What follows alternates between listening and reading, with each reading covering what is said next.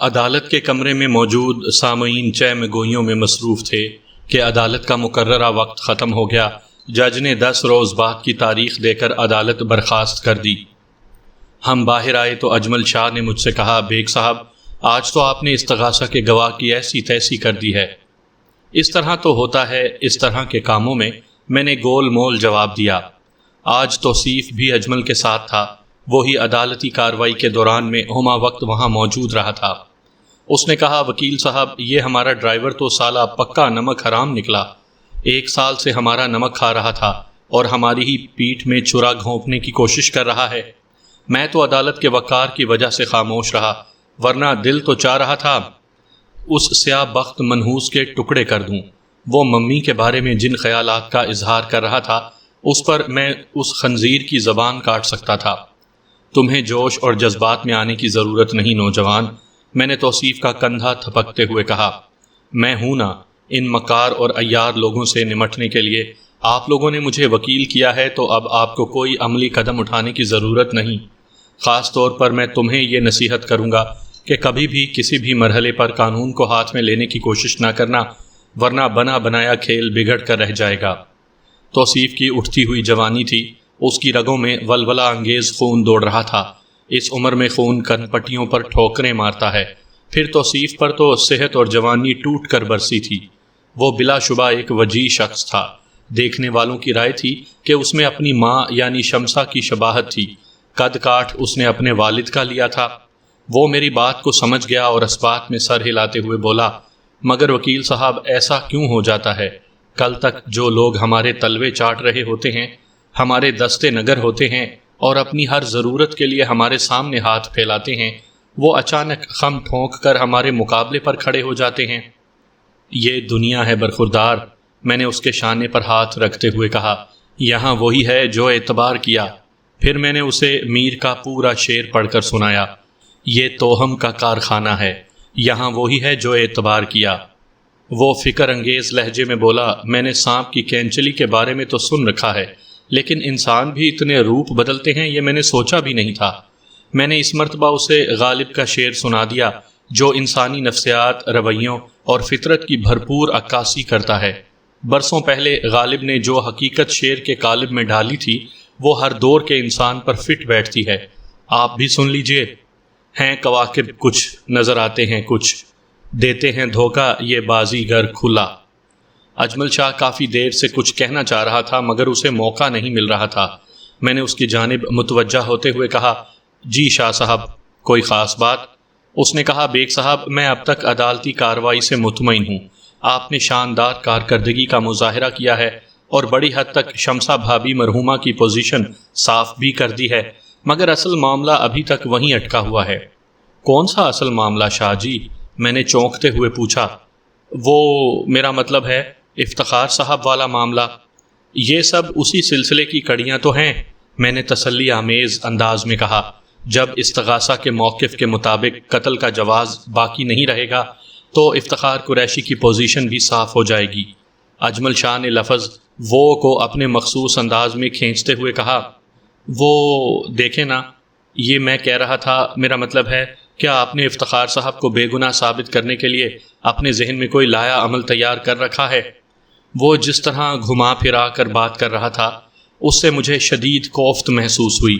جو لوگ اپنے پتے چھپا کر دوسروں کو گھسنے کی کوشش کرتے ہیں میں ان سے الرجک ہو جاتا ہوں، مگر چونکہ وہ میرا کلائنٹ تھا اور ایک طرح سے اس کیس میں سب سے زیادہ سرگرمی وہی دکھا رہا تھا، اس لیے میں اسے کچھ چھوٹ دینے پر مجبور تھا۔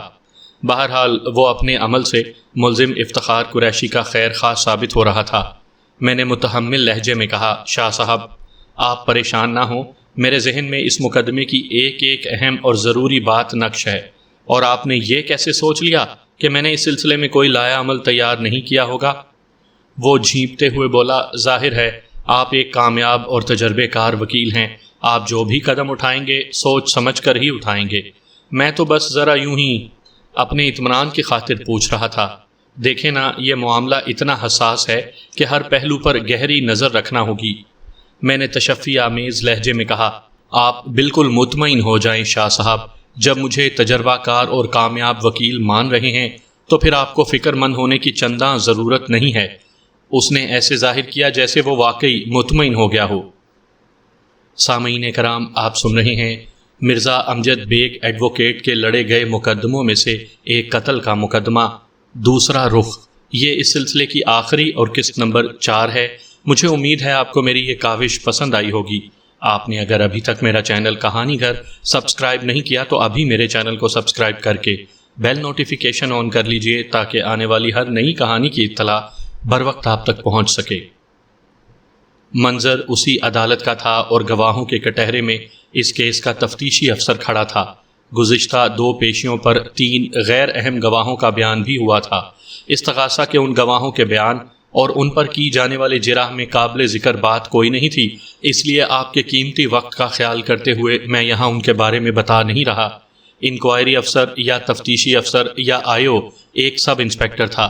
وہ اپنی کارکردگی کی مکمل رپورٹ پہلے ہی چالان کی صورت میں عدالت میں دائر کر چکا تھا، تاہم عدالتی کارروائی کے تقاضوں کے پیش نظر زبانی بھی اپنی کوششوں کا احوال معزز عدالت کے روبرو دہرانا تھا۔ وہ 15-20 منٹ تک اپنی تفتیشی کارروائی کا بیان کرتا رہا۔ جب اس کی کہانی اختتام پذیر ہوئی تو وکیل استغاثہ نے جرح کے نام پر چند سوالات کیا، پھر میری باری آئی۔ میں اپنی مخصوص نشست سے اٹھا، پھر جج کی اجازت حاصل کرنے کے بعد میں آئیو کی جانب مڑ گیا۔ انکوائری افسر کلفدار سرکاری وردی میں تھا۔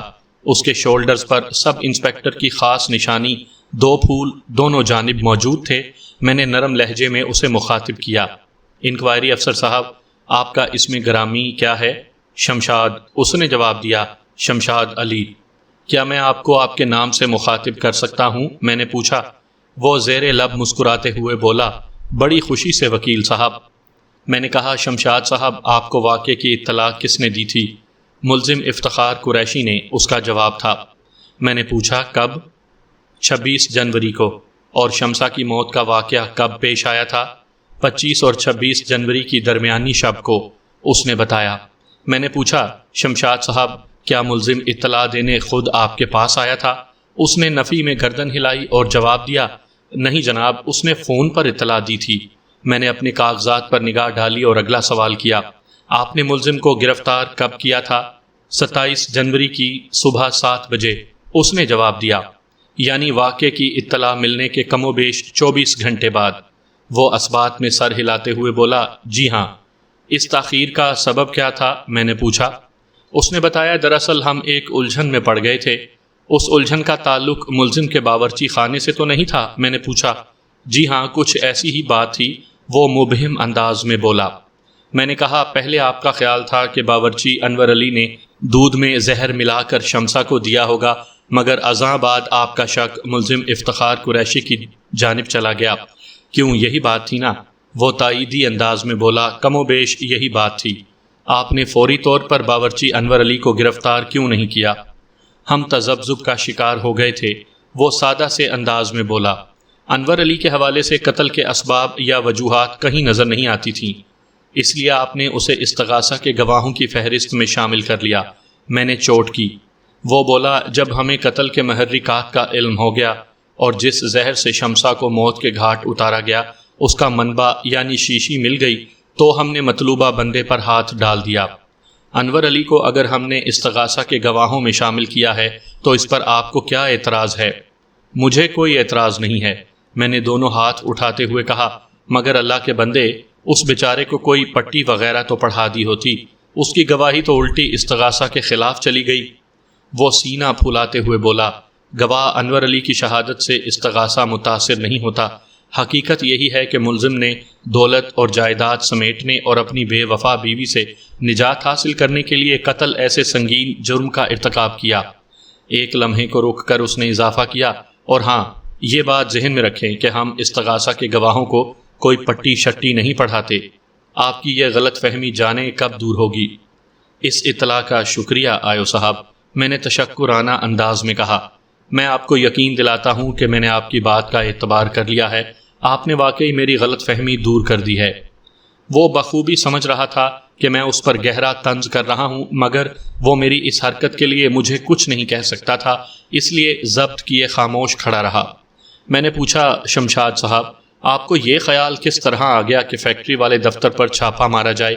کیا اس سلسلے میں آپ کو کسی نے کوئی اطلاع وغیرہ دی تھی؟ یہ خالصتاً میرا ذاتی آئیڈیا تھا، وہ فخریہ لہجے میں بولا۔ میں ملزم کے پورے بنگلے کی تلاشی لے چکا تھا، مگر قابل گرفت کوئی چیز دستیاب نہیں ہوئی تھی۔ میں نے سوچا ذرا فیکٹری کی بھی چھان بین کر کے دیکھ لی جائے، ممکن ہے کوئی اہم سراغ مل جائے، اور ایسا ہی ہوا بھی۔ یعنی آپ کو ملزم کے دفتر سے زہر والی شیشی مل گئی؟ میں نے اس کی بات ختم ہوتے ہی کہا۔ وہ پرجوش انداز میں بولا، نہ صرف زہر والی شیشی مل گئی بلکہ اس میں زہر کی اچھی خاصی مقدار بھی موجود تھی، بعد ازاں جس کے لیبارٹری تجزیے سے یہ بات ثابت ہو گئی کہ مقتولہ شمسہ کو اسی زہر سے ہلاک کیا گیا تھا۔ میں نے کہا، مذکورہ زہر والی شیشی آپ کو ملزم کے دفتر میں کس جگہ ملی تھی؟ ملزم کی میز کی دراز میں سے، اس نے جواب دیا۔ کیا میز کی دراز لاک تھی؟ میں نے پوچھا۔ نہیں، دراز ہمیں کھلی ملی تھی۔ گویا آپ یہ کہنا چاہتے ہیں کہ ملزم انتہائی احمق انسان ہے، میں نے تیز لہجے میں کہا۔ آپ کے مفروضے کے مطابق اس نے ایک انتہائی سریع الاثر خطرناک زہر سے اپنی بیوی کو ٹھکانے لگایا، پھر اس زہر کی شیشی کو ثبوت کے طور پر اپنی کھلی ہوئی دراز میں رکھ دیا تاکہ پولیس کو ہاتھ پاؤں ہلانے کی ضرورت محسوس نہ ہو۔ وہ آسانی سے زہر والی شیشی برآمد کر کے اس کی موت پر تصدیق کی مہر ثبت کر دے۔ اس سے تو یہی ظاہر ہوتا ہے کہ میرا موکل اپنی جان کا دشمن ہو گیا تھا۔ اس موقع پر انکوائری افسر نے وہی گھسا پٹا مقولہ دہرایا کہ ذہین سے ذہین مجرم بھی کہیں نہ کہیں کوئی غلطی ضرور کرتا ہے جس سے وہ قانون کی پکڑ میں آ جاتا ہے۔ پھر کہا، آپ کا موکل تو نہایت اناڑی مجرم ثابت ہوا۔ میں نے پوچھا، تفتیشی افسر صاحب، آپ کے چالان میں فنگر پرنٹس کی رپورٹ شامل نہیں ہے، کیا آپ نے زہر والی شیشی پر سے فنگر پرنٹس نہیں اٹھائے تھے؟ ہم نے اس کی ضرورت محسوس نہیں کی تھی، وہ روکھے لہجے میں بولا۔ حالانکہ یہ تفتیش کا سب سے اہم مرحلہ ہوتا ہے، میں نے کہا۔ وہ خاموش کھڑا مجھے تکتا رہا۔ میں نے استغاثہ کا ایک واضح سکم جج کے سامنے ثابت کر دیا تھا۔ جج معنی خیز انداز میں گردن ہلاتے ہوئے اپنے سامنے پھیلے ہوئے کاغذات کا جائزہ لینے لگا۔ تھوڑی دیر بعد اس نے سر اٹھا کر میری جانب دیکھا۔ میں نے انکوائری افسر سے پوچھا، آیو صاحب، کیا آپ نے اس گلاس پر سے فنگر پرنٹس اٹھائے تھے جس کے زہریلے دودھ کو پینے سے شمسہ موت سے ہمکنار ہوئی تھی؟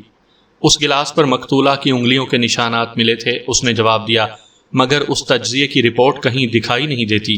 وہ رپورٹ شامل مسل ہونے سے رہ گئی تھی۔ آپ نے رپورٹ تیار تو کی تھی نا؟ میرا خیال ہے تیار کی تھی۔ خیال کیوں ہے؟ میں نے سخت لہجے میں کہا۔ یقین کیوں نہیں ہے؟ وہ گڑبڑا گیا، پھر ہراساں لہجے میں بولا، شاید اس وقت پریشانی میں یہ بات میرے ذہن سے اتر گئی تھی۔ پریشان تو آپ اس وقت بھی بہت زیادہ نظر آ رہی ہیں۔ نہیں، ایسی تو کوئی بات نہیں، وہ جلدی سے بولا۔ میں نے کہا، آیو صاحب، بالکل ایسی ہی بات ہے، مجھے تو لگتا ہے آپ انویسٹیگیشن کے شعبے میں زیادہ ماہر نہیں ہیں۔ وہ صاف گوئی سے کام لیتے ہوئے بولا، بحیثیت تفتیشی افسر یہ میرا پہلا کیس ہے۔ چلو کوئی بات نہیں، میں نے حوصلہ افزا لہجے میں کہا، آہستہ آہستہ ٹرینڈ ہو ہی جائیں گے۔ وقت بڑی ظالم شے ہے، اس کی صفاق ٹھوکریں جینے کا ڈھنگ سکھا دیتی ہیں۔ وہ ایسی نظر سے مجھے تکنے لگا جیسے میں نے کوئی عجیب بات کہہ دی ہو۔ میں نے اس کی نظر کی پرواہ کیے بغیر کہا، تفتیشی افسر صاحب، آپ کی رپورٹ کے مطابق شمسہ کنول کی موت 25 اور 26 جنوری کی درمیانی شب واقع ہوئی تھی، کیا میں ٹھیک کہتا ہوں؟ ہاں، آپ بالکل ٹھیک کہہ رہے ہیں، وہ عام سے انداز میں بولا۔ میں نے کہا، پوسٹ مارٹم کی رپورٹ ہمیں یہ بتاتی ہے کہ شمسہ کی موت مذکورہ بالا رات میں 11 بجے سے 1 بجے کے درمیان وقوع پذیر ہوئی تھی۔ اس نے میری بات کی تائید میں سر کو اثباتی جنبش دی۔ میں نے سوالات کے سلسلے کو دراز کرتے ہوئے کہا، انکوائری افسر صاحب، واقعات اور شواہد کے مطابق شمسہ کی موت کا سبب وہ سریع الاثر بے رنگ، بے بو، بے ذائقہ زہر ہے جو دودھ کے ساتھ اس کے معدے میں اتر گیا تھا۔ میں نے کچھ غلط تو نہیں کہا؟ آپ کی بات بالکل درست ہے جناب، اس نے جواب دیا۔ میں نے ایک لمحے تک انکوائری افسر کے چہرے کا جائزہ لیا، پھر سنسنی خیز انداز میں پوچھا، متذکرہ بالا زہر کے بارے میں کیمیکل ایگزامینر کی رائے ہے کہ اس سے چٹکی بجاتے میں کسی بھی جاندار خصوصاً انسان کی موت واقع ہو جاتی ہے؟ جی ہاں، اس خطرناک زہر کی یہی خاصیت بیان کی گئی ہے۔ پھر تو یہ بہت زود اثر ہوا نا؟ میں نے ایک ایک لفظ پر زور دیتے ہوئے کہا، آخر چٹکی بجانے میں وقت ہی کتنا لگتا ہے؟ وہ چٹکی بجاتے ہوئے گویا ہوا بہت کم وقت لگتا ہے وکیل صاحب، یہی کوئی 2-4 سیکنڈ یا اس سے بھی کم۔ میں نے اس کی تائید کی۔ آپ بالکل درست فرما رہے ہیں۔ پھر کہا، اس کا مطلب تو یہ ہوا کہ شمسا کی موت بھی جھٹ پٹ واقعہ ہو گئی ہوگی، بالکل چٹکی بجاتے میں؟ جی ہاں، ایسا ہی ہوا ہوگا، وہ جلدی سے بولا۔ میں نے کھنکار کر گلا صاف کیا اور کہا، شمشاد علی صاحب، جب اس سریع الاثر زہر سے چند سیکنڈ میں موت واقع ہو سکتی ہے تو پھر پوسٹ مارٹم کی رپورٹ میں یہ دورانیہ 2 گھنٹے کا کیوں ظاہر کیا گیا ہے؟ ایک لمحے کو رک کر میں نے اضافہ کیا، میری مراد رات 11 اور 1 بجے کے وقت سے ہے۔ وہ عجیب سے لہجے میں بولا، میں نے مقتولہ کا پوسٹ مارٹم نہیں کیا تھا اور نہ ہی وہ رپورٹ میں نے لکھی ہے، میں آپ کے سوال کا جواب کس طرح دے سکتا ہوں؟ پھر میرے سوال کا جواب کون دے گا؟ میں نے تیز لہجے میں پوچھا۔ آپ یہ بات میڈیکل لیگل افسر سے دریافت کریں۔ چلیں میں انہی سے پوچھ لیتا ہوں۔ پھر میں نے جج سے درخواست کی کہ میڈیکل لیگل افسر کو گواہوں کے کٹہرے میں بلایا جائے۔ مذکورہ افسر اور کیمیکل ایگزامینر دونوں افراد عدالت کے کمرے میں موجود تھے۔ جج کی ہدایت پر میڈیکل لیگل افسر کٹہرے میں آ کر کھڑا ہو گیا۔ میں نے اس کو مخاطب کرتے ہوئے کہا، ڈاکٹر صاحب، آپ تفتیشی افسر اور میرے درمیان ہونے والی گفتگو با الفاظ دیگر جراح کو پوری توجہ سے سن رہے تھے۔ مجھے امید ہے آپ نے میرا آخری سوال بھی سنا ہوگا، جس کے جواب کے لیے آیو صاحب نے آپ کا نام پیش کیا ہے، لیکن میں قاعدے کی روح سے اپنا سوال دہراؤں گا۔ میں ہماتن گوش ہوں، میڈیکل لیگل افسر نے کہا۔ میں نے پوچھا، آپ نے شمسا کی موت کا وقت 25 اور 26 جنوری کی درمیانی شب میں 11 اور 1 بجے کے درمیان کا لکھا ہے، جبکہ اس کی موت ایک ایسے زہر سے واقع ہوئی ہے جو اپنے شکار کو پلک جھپکتے میں موت کی وادی میں پہنچا دیتا ہے۔ 2 گھنٹے کے دورانیے سے آپ کی کیا مراد ہے؟ کیا شمسا کی جان نکلنے میں اتنا زیادہ وقت لگا تھا؟ میں پوسٹ مارٹم کی رپورٹ کی باریکیوں سے واقف تھا اور مجھے اچھی طرح معلوم تھا کہ موت کے متوقع وقت میں 1 یا 2 یا 3 گھنٹے کا دورانیہ کیوں رکھا جاتا ہے، مگر میں ایک خاص مقصد کی خاطر یہ سوال کر رہا تھا۔ میں عدالتی کارروائی کو ایک ایسے نقطے کی طرف لانا چاہتا تھا جس کے لیے میں نے کئی ماہ انتظار کیا تھا۔ اس کیس کو عدالت میں لگے اب 1 سال سے زیادہ عرصہ گزر چکا تھا۔ میڈیکل لیگل افسر نے میرے سوال کا جواب دیتے ہوئے بتایا، وکیل صاحب، بات دراصل یہ ہے کہ جب ہم کسی کی موت کا متوقع دورانیہ بتاتے ہیں تو اس کا ہرگز یہ مطلب نہیں ہوتا کہ اس شخص کو مرنے میں اتنا وقت لگا ہوگا۔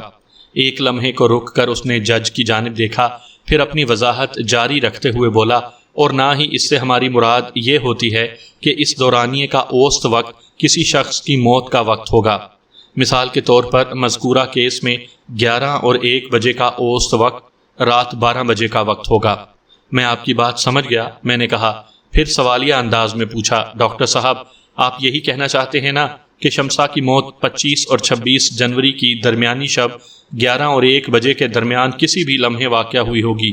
وہ لمحہ 11:01 کا بھی ہو سکتا ہے اور 12:59 کا بھی، یا ان 2 گھنٹوں کے درمیان کا کوئی بھی وقت ہو سکتا ہے۔ آپ بات کی تہہ تک پہنچ گئے ہیں وکیل صاحب، میڈیکل لیگل افسر نے تائیدی لہجے میں کہا۔ ویسے ہم اپنے طور پر مارجن ضرور رکھتے ہیں۔ مارجن سے آپ کی کیا مراد ہے؟ مارجن کو آپ یوں سمجھیں کہ ہم احتیاط کا دامن ہر صورت میں تھامے رکھتے ہیں، اس نے وضاحت کرتے ہوئے کہا۔ آپ موجودہ کیس کی مثال سے میری بات کو سمجھنے کی کوشش کریں۔ میں نے شمسا کی موت کا متوقع وقت رات 11 اور 1 بجے کے درمیان کا لکھا ہے، جبکہ میرے علم کے مطابق یہ وقت 11:15 سے رات 1:45 بجے کا ہونا چاہیے۔ میں نے احتیاطاً دونوں جانب 15 منٹ کا مارجن چھوڑا ہے۔ لوہا گرم ہو چکا تھا اور اب چوٹ لگانے کا وقت آ گیا تھا۔ میں نے نہایت ہی سنجیدہ لہجے میں میڈیکل لیگل افسر سے سوال کیا، ڈاکٹر صاحب، آپ کے طریقہ کار سے تو میں اس نتیجے پر پہنچا ہوں کہ کسی بھی صورت شمسا کی موت رات 11 بجے سے پہلے نہیں ہوئی ہوگی۔ سوال ہی پیدا نہیں ہوتا، وہ قطعیت سے بولا۔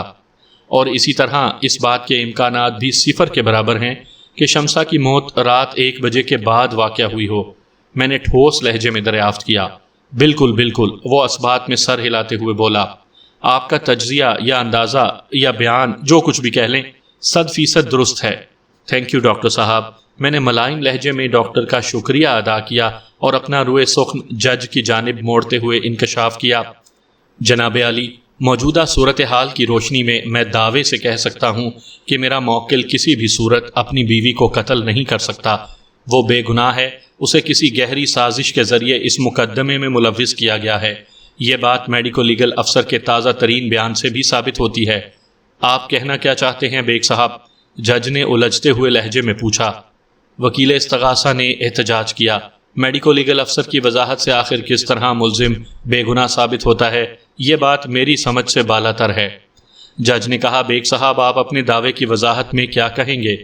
میں نے نہایت ہی سنسنی خیز لہجے میں دھماکہ کیا۔ یور آنر، میڈیکو لیگل افسر کی ٹیکنیکل وضاحت کی روشنی میں میرا موکل اس طرح بے گناہ ثابت ہوتا ہے کہ شمسا کی موت کے متوقع دورانیے میں وہ جائے وقوع سے دور اپنے ایک دوست غلام جیلانی کے گھر واقع ڈیفینس سوسائٹی میں موجود تھا۔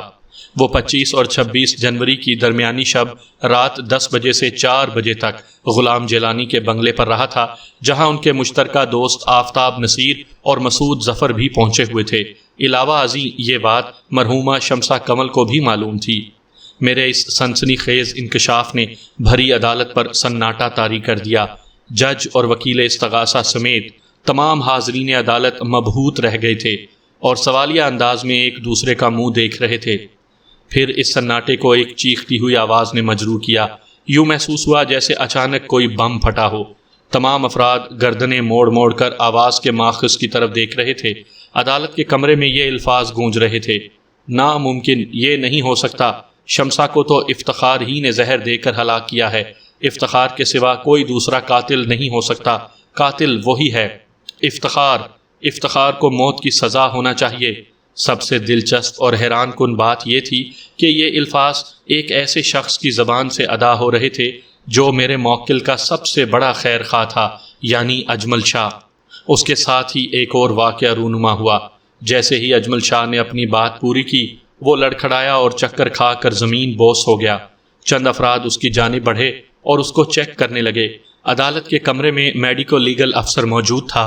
اس نے فوراً تصدیق کر دی کہ اجمل شاہ کسی شدید صدمے کے باعث بے ہوش ہو گیا تھا۔ ایسا صدمہ کون سا ہو سکتا تھا؟ ہر شخص کے ذہن میں یہی سوال چکرا رہا تھا۔ جج نے باقاعدہ مجھ سے پوچھ لیا، بیگ صاحب، جنرل مینیجر صاحب کو کیا ہوا ہے؟ میں خود کسی نتیجے پر پہنچنے سے قاصر ہوں جناب عالی، میں نے پرتشویش انداز میں کہا۔ جو کچھ بھی ہوا ہے سب کے سامنے ہی ہوا ہے۔ جج نے کہا، یہ شخص تو ملزم کا سچا خیر خواہ بنا ہوا تھا، پھر اس کی بے گناہی کی خبر سن کر اس پر بے ہوشی کا دورہ کیوں پڑ گیا؟ ہم اسے خوشی کی انتہا سے بھی تعبیر نہیں کر سکتے۔ اس نے تو باقاعدہ اس بات پر زور دیا ہے کہ قتل افتخار نے ہی کیا ہے۔ یہ عجیب ماجرا ہے۔ آپ بجا فرماتے ہیں جناب عالی، میں نے تائیدی لہجے میں کہا۔ اسے تو ملزم کے بے گناہ ہونے کا افسوس ہوا ہے۔ میں ابھی تک کچھ سمجھ نہیں سکا کہ اس خوشی کے موقع پر اس نے دشمنوں والے رویے کا مظاہرہ کیوں کیا۔ تھوڑی ہی دیر بعد اجمل شاہ کو فوری طبی امداد کے لیے قریبی ہسپتال بھیج دیا گیا، تاہم احتیاطاً 2 سرکاری اہلکار بھی اس کے ساتھ گئے تھے۔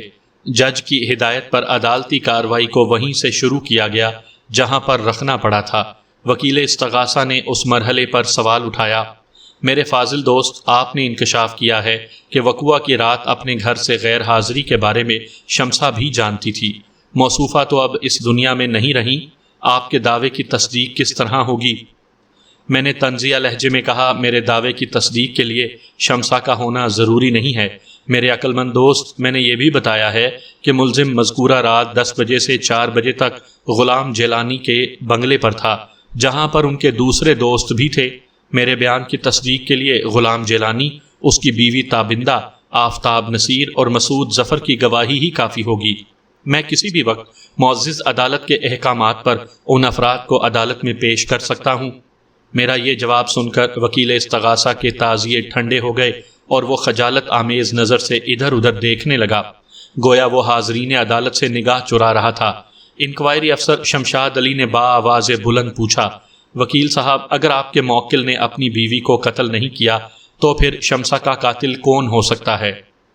واہ واہ، سبحان اللہ، ماشاء اللہ، میں نے آئیو کے استفسار پر استہزائیہ انداز میں کہا۔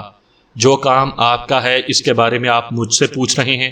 ایک لمحے کے توقف سے میں نے مذاق کے رنگ میں کہا، دیکھو میاں آئیو صاحب، میں ذرا دوسری قسم کا وکیل ہوں۔ تم اس شعبے میں ابھی رنگ روٹ ہو، اس لیے میرے مزاج سے واقف نہیں ہو۔ میں کوئی بھی کام فیس لیے بغیر نہیں کرتا۔ میں اپنے موکل کو بھری عدالت میں بے گناہ ثابت کر چکا ہوں. شمسا کے قاتل کو تلاش کرنا تمہارا کام ہے.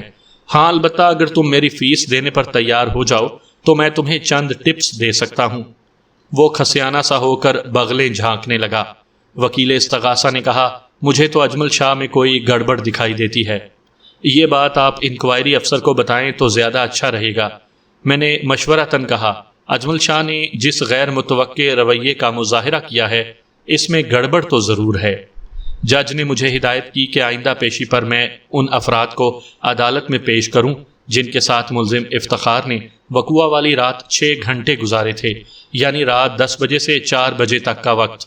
میں نے جج کی ہدایت کے مطابق عمل کیا اور اگلی پیشی پر مطلوبہ افراد کو عدالت میں حاضر کروا کر اپنے موکل کی جائے واردات سے غیر موجودگی ثابت کر دی. اس موقع پر ایک سوال یہ بھی اٹھا کہ ممکن ہے شمسا نے خودکشی ہی کی ہو، لیکن پھر اس سوال کی تردید میں بھی بہت سے سوالات اٹھ کھڑے ہوئے. مثلاً یہ کہ اگر شمسا نے خودکشی کی تھی تو اس کی وجہ کیا تھی؟ بظاہر کوئی وجہ نظر نہیں آتی تھی. وہ ایک انتہائی خوش باش، مطمئن اور آسودہ زندگی گزار رہی تھی. دوسرا سوال یہ تھا کہ اگر شمسا نے اپنے ہاتھوں سے اپنی جان لی تھی تو پھر زہر والی شیشی افتخار قریشی کی دراز میں کیسے پہنچ گئی؟ اور سب سے اہم اور غور طلب سوال تو یہ تھا کہ افتخار قریشی کی بے گناہی ثابت ہونے پر اس کا سب سے بڑا ہمدرد یعنی اجمل شاہ فرط غم سے کیوں بے ہوش ہو گیا تھا؟ یہ اور ان جیسے دیگر سوالات کے درمیان جج نے فیصلے کی تاریخ دے کر عدالت برخاست کر دی. آئندہ پیشی پر عدالت نے میرے موکل کو باعزت بری کر دیا. اسی موقع پر یہ بھی معلوم ہوا کہ پولیس نے اجمل شاہ کو شمسا کے قتل کے الزام میں گرفتار کر کے اس سے اقبال جرم کروا لیا تھا. وکیل استغاثہ کے اشارے کو انکوائری افسر نے فوراً کیچ کر لیا تھا اور اسی وقت سے وہ اجمل کی ٹو میں لگ گیا تھا. بالآخر وہ اپنے مقصد میں کامیاب ہو گیا. اجمل شاہ نے بڑا بھیانک منصوبہ بنایا تھا، مگر اچانک ناکامی نے اسے اعصابی طور پر توڑ پھوڑ کر رکھ دیا اور وہ پولیس کی تفتیش کے سامنے زیادہ دیر مزاحمت نہ کر سکا. اسے زبان کھولتے ہی بنی تھی. چلتے چلتے تھوڑی سی تفصیل اجمل شاہ کے خطرناک منصوبے کی بھی ہو جائے. واقعات کے مطابق وہ شمسا کے قتل کے الزام میں افتخار قریشی کو پھانسی چڑھوا کر ان کے کارخانے، بنگلے اور دیگر مال و دولت پر قابض ہونے کا خواب دیکھ رہا تھا. توصیف پہلے ہی اس کی مٹھی میں تھا. وہ اجمل کو انکل کہتا تھا اور سب سے زیادہ اسی کی سنتا تھا. شمسا اور افتخار کا پتہ جھڑ جاتا تو سب کچھ توصیف کی ملکیت میں چلا جاتا، کیونکہ وہی اکلوتا وارث تھا. پھر آہستہ آہستہ اجمل ناپختہ ذہن توصیف پر اپنے پنجے مہارت سے گاڑتا کہ توصیف بے بس ہو کر رہ جاتا. شمسا کو اکثر آدھے سر کا درد رہتا تھا. اجمل نے اپنے منصوبے کو کامیاب بنانے کے لیے شمسا کی اس کمزوری سے فائدہ اٹھانا چاہا. ان دنوں ہومیوپیتھک طریقہ علاج نیا متعارف ہوا تھا. اجمل نے ایک روز علیحدگی میں شمسا سے کہا کہ اس کے سر کے درد کا شافی علاج ہومیوپیتھی ہی سے ہو سکتا ہے، مگر مصیبت یہ تھی کہ افتخار ہومیو علاج کا قائل نہیں تھا. وہ ہمیشہ ایلوپیتھی ہی سے استفادہ کرتا تھا. اجمل نے شمسا کو رازداری برتنے کا وعدہ کر کے کہا کہ وہ اسے ایک پڑیا دوا کی لا کر دے گا. شمسا رات کو نیم گرم دودھ میں وہ پڑیا گھول کر پی جائے. انشاءاللہ زندگی بھر کے لیے آدھے سر کے درد سے نجات مل جائے گی. شمسا نے کہا کہ افتخار کو پتہ نہیں چلنا چاہیے. اجمل نے جھٹ قسم اٹھا کر وعدہ کر لیا، کیونکہ یہ بات اس کے مفاد کے لیے موزوں تھی. وہ تو خود یہی چاہتا تھا کہ کسی کو کان و کان خبر نہ ہو اور وہ اپنے مقصد میں کامران ہو جائے. اجمل نے نہایت رازداری کے ساتھ بے رنگ، بے بو، بے ذائقہ سریع الاثر زہر کی ایک پڑیا لا کر شمسا کے حوالے کر دی. اس زہر کی خاصیت یہ تھی کہ وہ اپنے شکار کو پلک جھپکتے میں ختم کر دیتا تھا. اجمل نے افتخار کو پھانسنے کے لیے زہر کی بقیہ مقدار ایک شیشی میں ڈال کر افتخار کی دراز میں رکھ دی. اجمل اپنے منصوبے میں تقریباً کامیاب ہو چکا تھا کہ بالکل آخری وقت میں نے کیس کا پانسا پلٹ دیا تھا. یہ اچانک صدمہ اجمل کی برداشت سے باہر تھا. ساحل پر پہنچ کر کوئی بھی ڈوبنا پسند نہیں کرتا. یہ ایک ایسی بات ہوتی ہے جو موت سے زیادہ اذیت ناک بن جاتی ہے. اسی لیے ہوش و حواس کھو کر اس روز بھری عدالت میں وہ چلا اٹھا، ناممکن، یہ نہیں ہو سکتا. مگر یہ ہو چکا تھا. وقت اپنی چال چل گیا تھا. جس طرح گزرے ہوئے وقت کو واپس نہیں لوٹایا جا سکتا، بالکل اسی طرح اجمل بھی اپنی ناکامیابی کو کامیابی میں نہیں بدل سکتا تھا، اس لیے بے ہوش ہو گیا تھا۔ میں صاف گوئی سے کام لیتے ہوئے یہ اعتراف ضرور کروں گا کہ آخر وقت تک میں بھی اجمل شاہ کی اصلیت سے بے خبر رہا، مگر وہ کیا کہتے ہیں کہ ہر کام کا ایک وقت مقرر ہے۔ اجمل کی قلعی کھلنے کا بھی ایک وقت تھا، اس سے پہلے وہ کس طرح بے نقاب ہو سکتا تھا؟ اسی کو وقت کی ستم ظریفی کہتے ہیں۔ وقت نے تصویر کو الٹ کر دوسرا رخ نمایاں کر دیا تھا۔